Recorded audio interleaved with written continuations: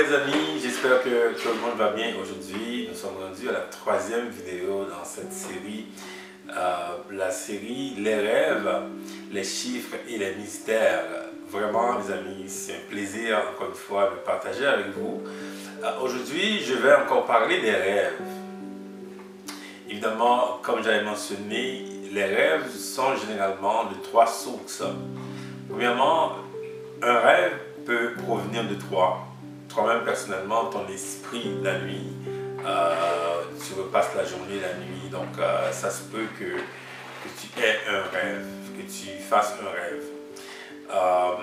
Une deuxième source d'un rêve, ça peut être d'origine mauvais esprit.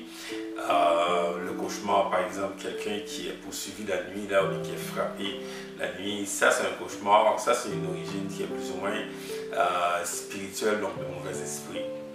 La troisième source, c'est une source divine, donc c'est Dieu lui-même qui décide de te parler. Il te parle pour plusieurs raisons. Il te parle, par exemple, pour te prévenir de quelque chose, d'un malheur qui va arriver. Il te parle également pour te bénir. Il te montre les choses qui vont arriver dans ta vie. Donc ça, c'est plus ou moins les trois sources de rêve que j'explique.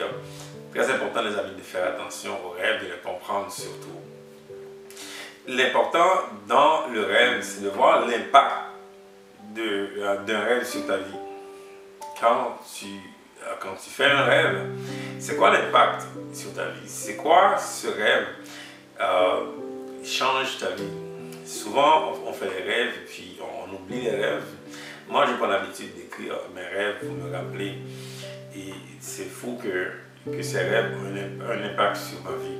Aujourd'hui, je vais vous raconter trois rêves. Trois rêves qui ont fondamentalement changé ma vie, qui ont changé ma relation avec Dieu, même aussi avec les gens, qui ont changé ma vie littéralement. C'est vraiment quelque chose de puissant de faire un rêve et que ça a un impact sur sa vie. Et je vous invite vraiment à regarder dans vos rêves, parce que c'est très important de faire attention aux rêves, parce que les rêves nous racontent beaucoup de choses. Alors, le premier rêve que je vais vous raconter, c'est un rêve qui fondamentalement a changé ma vie dans beaucoup de sens. Alors que moi j'étais chrétien toute ma vie, et je croyais que Jésus a souffert à la croix. Je lisais dans la Bible que Jésus vraiment a fait beaucoup de choses pour nous. L'œuvre de Jésus, ça je le comprenais, je voyais tout ça.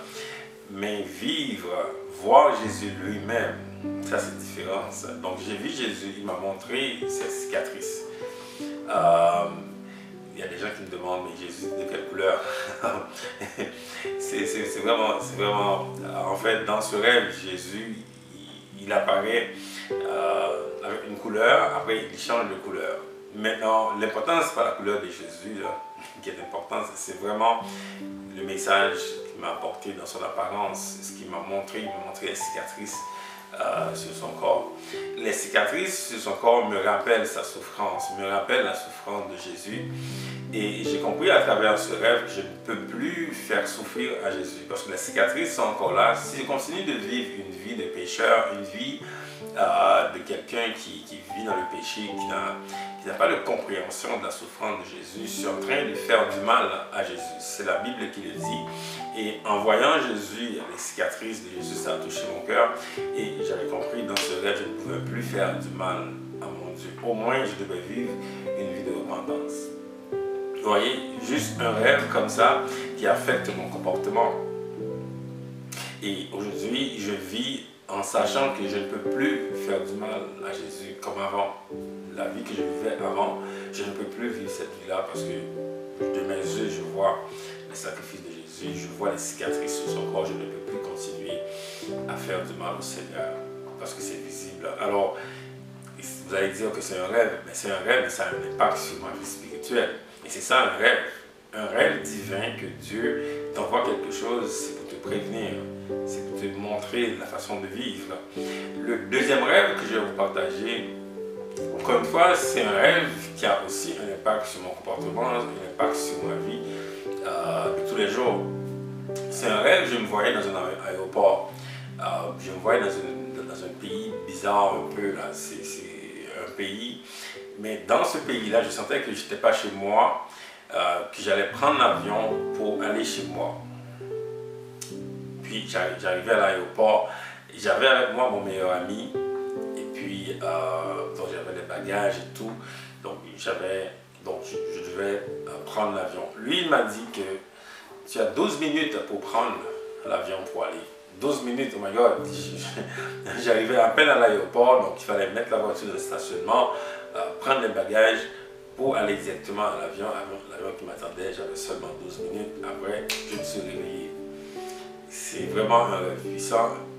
Mon meilleur ami, c'est nul autre que le Saint-Esprit lui-même, l'Esprit de Dieu qui était avec moi, qui me disait que j'étais dans un pays, c'est comme sur la terre, nous les chrétiens, sur la terre, c'est pas notre pays, c'est notre pays. C'est pas notre pays vraiment, parce que nous, notre destination, là où on va, c'est au ciel. Nous sommes ici dans un pays étranger. Nous sommes ambassadeurs d'un royaume qui est physique aussi au ciel. Nous sommes ici pour quelques années, quelques décennies. Donc, le Seigneur m'a montré dans ce rêve que je n'ai pas beaucoup de temps. Je ne sais pas combien ça dure, 12 minutes sur la terre, là. Mais l'important, c'est l'urgence. C'est l'urgence, puisque je n'ai pas beaucoup de temps. 12 minutes, c'est pas beaucoup de temps. Et donc, je dois vivre en fonction de cette urgence. Les décisions que je prends, et la façon dont je vis, le partage de l'évangile, l'amour. Donc, quand tu n'as pas beaucoup de temps, tu gères ton temps. Je ne peux plus perdre mon temps. Je ne peux plus courir partout comme je le faisais avant. Donc, le fait que j'ai seulement 12 minutes, le Saint-Esprit de Dieu m'a dit, j'ai seulement 12 minutes sur la terre. C'est pas grand temps, là. Ils auraient pu me dire 12 ans, 120 années, mais il m'a dit 12 minutes. Le temps est réduit. Et je sais que sur cette terre, je n'ai pas beaucoup de temps. Je sais que tout ce que je fais, je dois être très intentionnel dans les choix. Dans les choix que je fais à tous les jours. Au niveau de ma vie, de ma famille, de mes enfants, au niveau du ministère, au niveau de mes relations. De tout ce que je fais, je dois être tout le temps dans l'intention de comprendre que je n'ai pas beaucoup de temps. Je ne peux plus perdre mon temps et je dois me concentrer sur la mission, je dois me concentrer sur ce qu'il m'a dit de faire sa volonté. Je n'ai plus le temps pour courir partout, je ne peux plus faire d'erreurs parce que j'ai seulement 12 minutes. Donc ça, ce rêve, ça a changé mon comportement.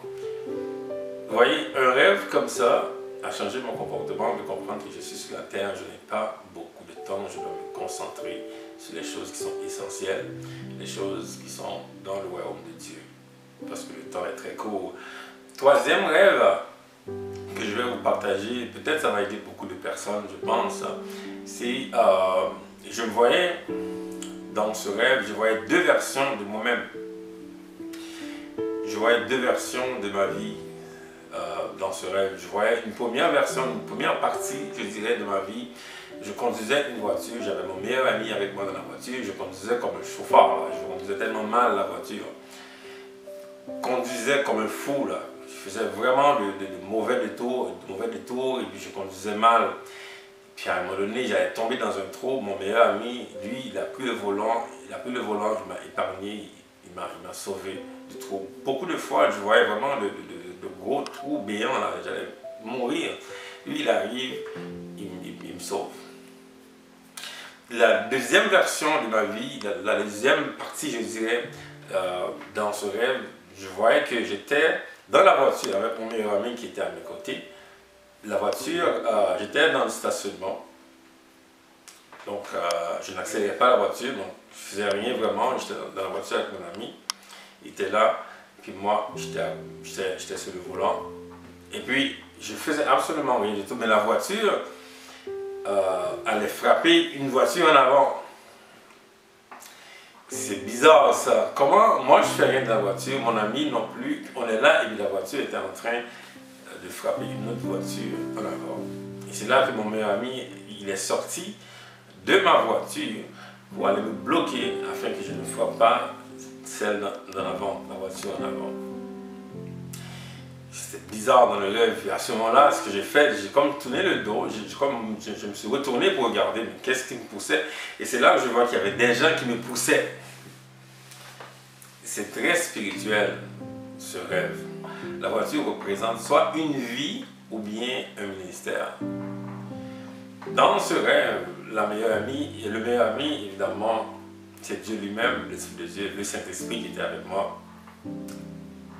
Dans la première partie de ma vie, c'est lui qui me protégeait, c'est lui qui me sauvait parce que je conduisais mal, je vivais tellement mal, j'aurais pu mourir. C'est lui qui m'avait toujours protégé. La deuxième version, c'est la version où j'étais plus ou moins calme, j'étais plus ou moins chrétien, conscient que je suis sauvé, conscient que je dois vivre une vie honnête devant Dieu, une vie droite devant le Seigneur. J'étais conscient de ça, donc la voiture, j'étais dans la voiture, je faisais rien, donc j'étais vraiment tranquille. Et malgré tout, là, j'avais Dieu avec moi dans l'auto, mon meilleur ami, et puis il y avait des personnes qui poussaient en arrière. Ça, c'est des démons là, qui poussaient en arrière. Quand on dit ça aux chrétiens, là, et ça, c'est très caractéristique de la vie de leaders surtout. Quand on voit des pasteurs des fois qui tombent dans des grosses situations, là, des grosses oppressions, quand l'ennemi arrive dans les églises, il détruit beaucoup d'églises, c'est à cause de ça, c'est à cause de ces démons qui poussent, que le pasteur ne se rend pas compte, il est en train de faire la mission parce qu'il voit Dieu avec lui, il voit, mais il ne se rend pas compte qu'il y a de grosses oppressions démoniaques, des fois, sur les leaders. Ça a été un rêve qui a totalement changé ma perception du ministère, ma perception de la mission, parce que je ne peux pas être seul. Je ne peux pas être seul. Je ne peux pas me fier tout le temps sur moi-même, me dire que moi, comme j'ai la mission, comme je suis un apôtre, je connais tout, et puis les gens ne savent rien. C'est un rêve qui me force à être beaucoup plus humble, à vivre dans l'humilité, à vivre dans la grâce de Dieu, savoir que je n'ai pas toutes les réponses à tout, je ne peux pas tout savoir, je ne suis pas la personne là qui doit tout le temps parler, je dois avoir beaucoup d'humilité, d'avoir des frères et sœurs aussi autour de moi, des personnes qui prient pour moi, de consulter souvent avec le Seigneur aussi avant de prendre une décision, parce que je dois vous dire, hein, quand on est dans la mission, quand on sent que Dieu est avec soi, ça peut créer une arrogance, ça peut créer oh my God, on est confiant et c'est là le problème. La confiance qu'on a et qu'on sait que Dieu est avec soi et qu'on peut faire n'importe quoi, c'est ça le danger. Donc ça me ramène beaucoup à l'humilité, à dépendre de la grâce de Dieu, à m'entourer des personnes là, qui vont me challenger, des personnes qui vont me conseiller, des gens qui vont prier pour moi. Et avoir des gens aussi là, qui sont à l'extérieur de la mission, avec qui je peux avoir des relations qui pourront m'aider. Vraiment, ces trois rêves ont changé vraiment ma vie, ont changé la vie que je vis à tous les jours, ont changé mon espérance aussi, ont changé la manière que je vois les gens. Parce que des fois, on voit quelqu'un qui tombe et puis là, on essaie de l'accuser, on essaie de parler mal, on essaie de faire beaucoup de choses, mais sans se rendre pas compte, sans qu'on ne se rende pas compte que la personne a de grosses oppressions sur sa vie. Et depuis lors, ça me permet aussi d'être conscient que je dois vivre beaucoup plus dans la puissance de Dieu, beaucoup plus dans l'onction de la gloire de Dieu, de ne pas vraiment laisser l'accès au diable, comme la Bible dit, de ne pas donner accès, l'apôtre Pierre qui a dit ça, de ne pas donner l'accès au diable, de fermer toutes les portes, de vraiment marcher dans l'humilité avec le Seigneur et d'avoir des gens qui nous entourent. Vraiment, ces trois rêves, les amis, je vous partage aujourd'hui. J'espère que vous avez compris. J'espère également que vous allez regarder aussi vos rêves. Donc, un rêve, ce n'est pas juste un hasard, là. C'est pas juste qu'on a trop mangé et qu'on est arrivé là. Les rêves nous racontent des choses et des fois qui peuvent nous changer, qui peuvent changer nos vies, qui peuvent faire une différence. Donc ce n'est pas normal d'avoir des rêves. On fait des rêves et puis on ne fait rien.